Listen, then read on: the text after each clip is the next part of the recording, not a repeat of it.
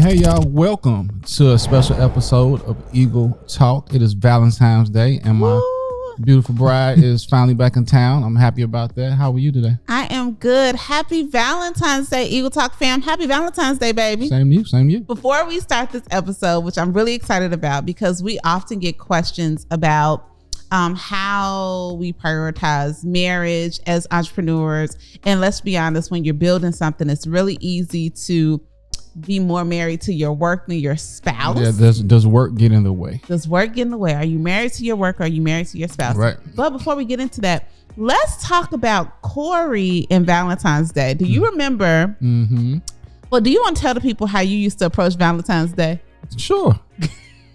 Go for it. How did you approach it? I didn't recognize it. I skated through it for a long time, and one day I got called out on it a couple years ago, and I don't know. Oh, okay. So, anywho, this is that what the truth? Kind of, sort of, a little bit. Okay. So, what Corey has always been the type of dude, and this was more or less when we were dating. That you know how some people kind of feel lonely on Valentine's Day because you ain't had nobody. Well, I felt lonely because I had somebody, but he acted like it was just another day. I mean, it was a date on the calendar. And then one year we had a critical conversation, that's what we gonna call it. Yeah. And you went out to the store midday and got me a gift. Do you recall that gift? I think it was some Andy's mint. and a mug. And a coffee mug. Y'all, my man's I was 20 years old. So. He was, okay, to be fair, you were in your 20s, but he went out to Factory Card Outlet. I did. Do y'all remember Factory Card Outlet? That was the store where you got the cards for 39 cents. I thought it was 99 cents. Well, no, it was 39. It was like a wholesale card store. Because I was just like, you just don't value me. You don't, whatever. He's like, whatever. So it was almost like a sympathy gift. He brings me a box of Andy's chocolates. So the Andy's mints. The mini in the green wrapper. Yeah, but it wasn't a Valentine's box. It was like literally like the little box that they sell in Walgreens on Tuesdays. You know what? I'm glad you said that. We went to that restaurant last week and the Andy's mints was in the front. They was free. I almost got you. You almost got, yeah, you got whatever. I did. And then he got me a coffee mug. He probably got the Last Love coffee mug.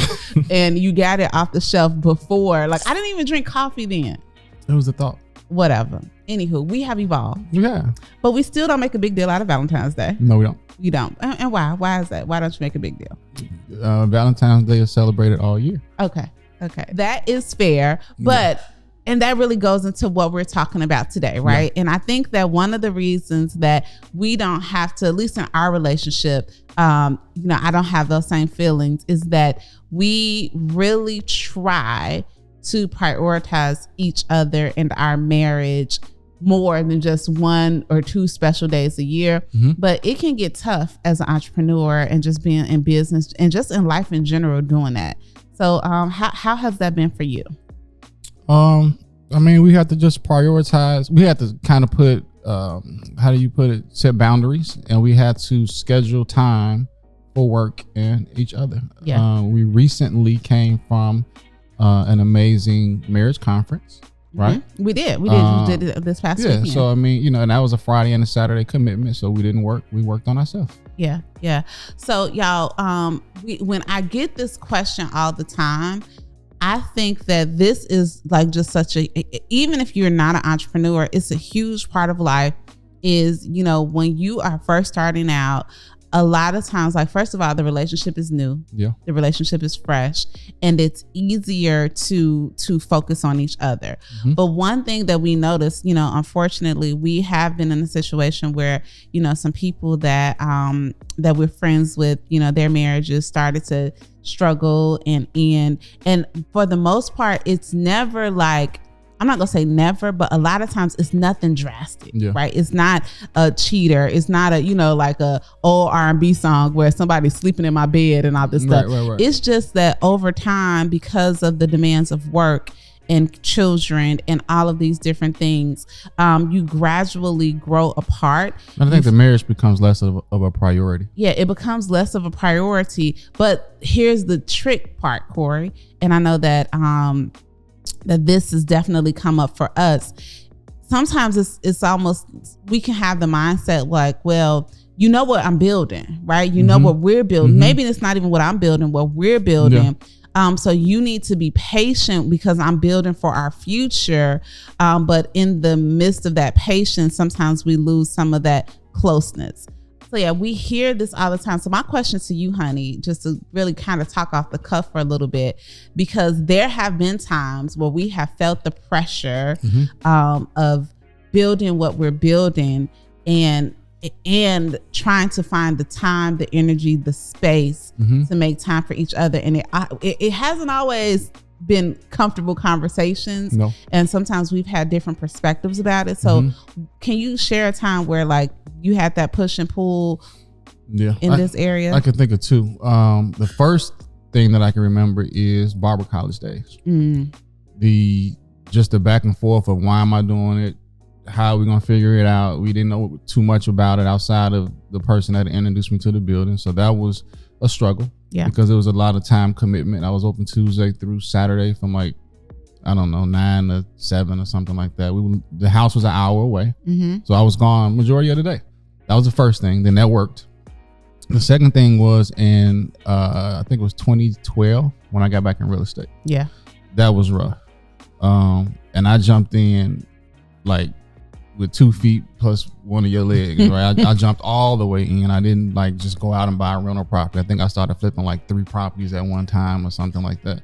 And so that was, those are 2 times that I know for sure was a struggle for us. Yeah. And when you remember barber college, it reminds me of something that was a huge point of tension for us. And that is when, you remember when I had gave birth to Cameron? Oh yeah! You remember that? That was a beautiful day and a bad day at the same time. It was tough because what happened, y'all, is at the time, if you've been rocking with us, I have not always been in the entrepreneurial space like I am. Yeah. I was a teacher, so we had given birth to our second son, Cameron. He was born late on a Wednesday night, and I want to say you stayed at the hospital that night. And then they kept me another night, and on Friday I was gonna be discharged like in the afternoon, but instead of coming to the hospital to be with me, where'd you go? I went to open up the school. he went to open up the barber college, y'all. But I mean I was gonna be there to get you. I was, and I did. You were there to get me. So okay, that was wrong. And I apologize, but it's funny that we having this conversation because I was recently listening to you. I think it was, I don't know if it was Real Estate Bestie or something that we were doing, and you were talking about that if you can't separate yourself or get away from your business. That was Eagle Talk last week. We talked about if your business can't run without you for a day. Then that's telling that of the pops business. in my mind with that story of my son being born. Yes, because what happened is you actually had a who in play. I did, right? So you didn't have to be there, but because you weren't as evolved as a business owner now, and we weren't prioritizing, it was just kind of like, to you it was like, it'll be fine, I'll be there in a little bit. And to me it was like, we just had a whole baby. Like the barber college can be okay for that day. Yeah. But luckily we made it through. Yeah, we did. We made a lot of growth from that story to now. Because I definitely wouldn't do that now. But I think back then, I think I was just so hands-on in that business to where, I didn't want to turn it loose. Yeah, you didn't want to turn it loose. And now, if I asked you today, like, what was going on in the barber college on that day that you couldn't leave? It was average Friday, $600 a day. Yeah, you have no idea, but it wasn't anything memorable. Like, no, right, not at all. So sometimes we have to prioritize. So let's get to our tips on how do you make sure that you are married to your spouse and not just married to the business. So what's number one you would share with the people? Communicate. That's the first thing. Yeah. I don't know if we have an order, but that's the first thing that comes to my mind. Definitely communicate. I think your scheduling. One thing that we started doing, I will hint on, is we start to share a calendar. Yeah. I think that's important. I don't know if we have like your whole calendar, but I kind of know your schedule. You kind of know my schedule. I think that's half the battle right there. Yeah. Getting on each other's calendar and when letting each other know when they're available for whatever. Yeah. And then communication, I think, because a lot of people feel like, oh, we share it because if we just, I also share my calendar with our podcast director, right? Right. So it's not just that, but really finding connection points to have conversations with each other. And that may look like, you know what, I know for me, I log off social media. I'm still in that habit of logging off social media at a certain amount of time every day, so that in the evenings, like, I'm open for conversation, right? I'm not distracted, having a solid quitting time for work. And then even like we found a fun way, we downloaded y'all the Paired app. It's an app that I heard about on some podcasts where we might answer. The cool thing is that it asks you different questions, relationship-based questions, but you can't see your partner's answer until you answer. Right. So, in the middle of the day, you hit me the other day like, hey, are you answering paired questions right now? Yeah, because I was getting notifications like back to back to back. And I'm like, I thought you was on the Zoom. I mean, you was in Chicago, but I thought when I talked to you, you was doing some work. So you obviously had finished what you was doing and jumped on pairs. So. Yeah, and it was just like little things like, what's something that your partner is good at? Or, what's the sexiest thing about them? So it's just different ways that we can have conversation with no pressure, just to stay connected. Yeah. So I agree with that. Prioritizing communication. Yeah, I think another thing too is set some boundaries. Like you're talking about with social media at 3:00. I think that the boundaries are important, and so a couple of things that we do. Church. Yeah. That's pretty much non-negotiable on Sundays now. Yeah. Our date nights for sure. One thing that I see on my calendar every week now, and I'm taking for granted you put that there a couple of weeks ago, is the devotional. Yeah. On Wednesdays. Yeah. Did you think I was gonna say that? Yeah. No, I know what you was gonna say. Yeah, doing a marriage devotional together. Yeah, I think that's cool. I was a little salty you didn't take it to Chicago. I'm behind. I gotta get you on the devotional, and I'm a little behind. Yeah. So those are 3. I won't ramble off. But you're right. Setting boundaries around, whatever that looks like, and having conversations with each other. So it could be boundaries around. I know one thing that I'm good with you to say, like, we are different in the fact that I could talk to you about work all day and you will never get sick of it. And you talk to me about work and I'm like, just shoot me in the head now. And so I have to find ways to say to you, like, you know what? I'm happy to chat with you, but if you tell me anything about real estate, I'm out. That's a double standard though. Because I told you, and I didn't stop you a couple nights ago, but we were outside talking and I started talking work talk, and you looked at me and said, I can't talk shop tonight. I just can't talk shop tonight. But about 45 seconds later, you went straight into work for 20 minutes. And I listened. I mean, I was fine. I engaged. I asked questions and all of that. And then you went to your phone and turned the hot tub off and got on out. Date night was over. It was different shop though, because you want to talk real estate and I was talking podcast stuff. Okay. So anywho, but setting some boundaries, right? And obviously, y'all, we got to do better about that. But just really like, what is quitting time? What is starting time? But then I'm going to go flip. Is sometimes you have to set boundaries for your spouse to say, you know what? I can't, like, you just can't bust in here when I'm making my calls. You know what I mean? Like this is the time that I have set aside for my money making hours. Yeah. So unless it's an emergency, and there's a way to say that and do that. But I think it's also respecting each other's grind. Yeah. But I think it's easier to respect each other's grind when we are also prioritizing each other. Yeah, I think that's true. I mean, I don't bust in when you not no more. Not no more. That's your son. The bust in the door talking about can he get some whatever. But no, I think that's definitely true. And understanding where you are in that day, right? Because every day is not the same. Yeah. Sometimes I know on Mondays to leave you alone, right? Yeah. I'm going to about 11, 12, 1 o'clock.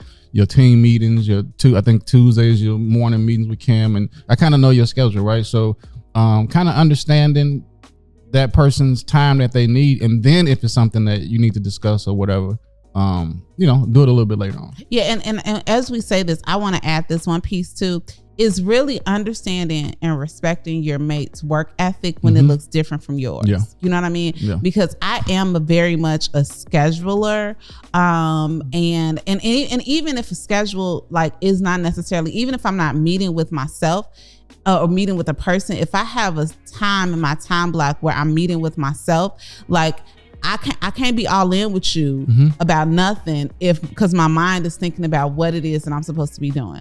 So just understanding each other's work ethic and working around that. But then I also know that I have to have some, just like I prioritize some of my money making activities, I have to let you know and prioritize time that we have together. And sometimes you need to know that I am willing to be late for a meeting with myself so that we can have some time together. Well, one thing about that too, when we're talking being married to your work, is Tuesday. Was it Tuesday, this past Tuesday, right, Glennis? Yeah. We and TK hosted a mastermind. Very wealthy gentleman in the room. He spoke and he was talking about how he didn't want to leave necessary generational wealth to his kids. He wanted to leave generational habits. And I thought that was really, really into. You remember that, Glennis? Yeah. I've been thinking about that ever since he said it, actually. But that's kind of like what we're talking about, the habits that you have to set those boundaries, whether it's work or business, right? Yeah. I think that's really important. And just to know the level of success that he has, to hear him think like that was kind of different to me. And we're going to do a whole podcast episode on generational habits because whether we think we leaving them or not, we are leaving generational habits. Oh, for sure. Right? It's things that we do because our parents did. So the more intentionality. Yeah. Okay, so getting back to the episode, the next thing that has helped us is finding ways to work together. Y'all watching something right now? Y'all watching us work together. Yeah. But this wasn't always, it wasn't on the radar for us to work together. And ironically, most people think that because we're in real estate, our real estate businesses intersect, but they really Everybody that I tell when we are in real estate say the same thing. Do y'all work together? And I'm like, we absolutely don't work together. Absolutely don't. But we have found things, other outside things like Eagle Talk to do together. But I will say, I think that even though we don't work together, we leverage each other's expertise in areas of our business. So I just had somebody today that asked me about an investment property. I was like, hey, let me connect you to my husband, or I may, like, you're going to be on the Real Estate Bestie podcast next week talking to realtors about investing. So yeah, I definitely think that is something interesting. Yeah, no, for sure. And also I got hit about 20 times in the last couple of days about the magazine cover. That we did. That's working together. You know, what's the name of the podcast? It's I'm sorry. The magazine. It's City Girl Dallas magazine, and we were featured in there as a power couple. Yeah. So that was pretty cool. So I had a lot of people in my DMs just congratulating us on that, and that was definitely one way we worked together. No, perfect. Okay, here's another tip, y'all. And we have shared this in quite a few podcasts, but if you go all the way back to podcast number 13, we talked about the importance of dating your mate. So definitely scheduling quality time. And let me define quality time. Okay. It is not the kids' games. It is not at work. If y'all are a little different from Corey and I, and you're working together, and not that those things cannot be in addition to your quality time, but we have to be careful not to replace our family or business obligations with one-on-one quality time with your spouse. And I'm gonna let you talk about that because this is where you shine. I don't know if I shine here, but I try to be intentional. I try to definitely stay off my phone. I know for 2023 so far, I haven't been on Facebook, which is great for me. I'm on Instagram because I like reposting silly stuff. All the time. When I do log, y'all, okay, so I get off Instagram every day at I don't know, 3 o'clock, right? 3 o'clock. When I log back in the morning, I am going to have about 15 DMs, a solid 7 are forwards of Corey forwarding me just silly stuff. People send me stuff all day long. It just be funny to me. But no, I think that the priority time is definitely important. We schedule that weekly. We do the staycations. We do vacations, of course. And you say it all the time that vacation is not vacation with your kid. That's a trip. Yeah, your kids going, and we about to go on a trip with our kids. I'm mad about it, but we'll tell you about that later. It's gonna be a good time. It's gonna be good. But no, just very, very intentional.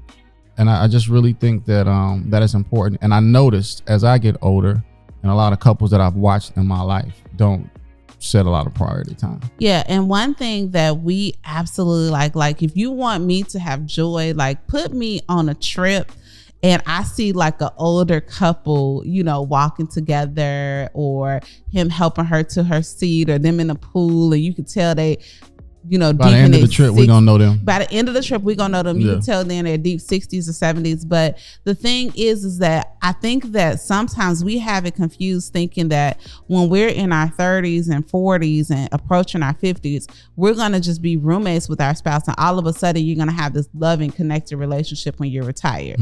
And that's not it. It's really making an effort every single day, week, month, whatever the rhythm is. And I understand that the rhythm looks different for everybody. Is that we are prioritizing that time, and that time is non-negotiable. Right. It's non-negotiable. So just like, you know, you go to work every week, every Monday, like we gonna hit a date night once a week, and it doesn't have to be lavish. Date night can be, we're gonna sit in the hot tub, or we're going to, I said not lavish, we're gonna sit in the hot tub. Or it could be we could go for a walk, or let's just sit down and watch this show together, or something like that. Have dinner together, something. But prioritizing time with each other. And I get it, if you have small kids around business, you might have to get creative, day dates, things like that. But trust me, and I want to say this about date nights, is that they might feel stale. You know, there have been some times when me and you've been on a date, and y'all refer back to that episode, because I share with you just how me and Corey would ask each other these questions just to spark conversation. Because every relationship gets stale, but it's the habit, it's the consistent habit of doing it that is going to, you know, it's just gonna reap so many benefits instead of not. And then I also think that you kind of have to know your mate. Yeah. I pulled a trickaroo on you a couple of weeks ago. You didn't know. When we watch You People, we watch it at about 6 p.m. Because I know if we watched it at 8 p.m., you was not going to make it through the movie. So we had a great date night. You made it through the movie. And I started early. You should have boom, boom, boom. You thinking. Okay. Then here's another one that may sound crazy with prioritizing your marriage, is you have to practice self-care for yourself. Yeah. Too often, I think that we go out pouring and never give time to ourselves, and then we wondering why when your husband asks you what's for dinner, you pop all the way off. Right. So practicing self-care for yourself makes a huge difference. I think we definitely both do that, and we have to keep our sanity. So Corey, what's something you do for self-care? Definitely my massage. I'm in the gym every day. After my workout, I do 15 minutes of breath work in the sauna every single day. What else am I doing right now? I'm therapy. Just definitely therapy. every Friday at 2 p.m. I do a lot, but I do a lot that it's kind of like I don't think about it anymore.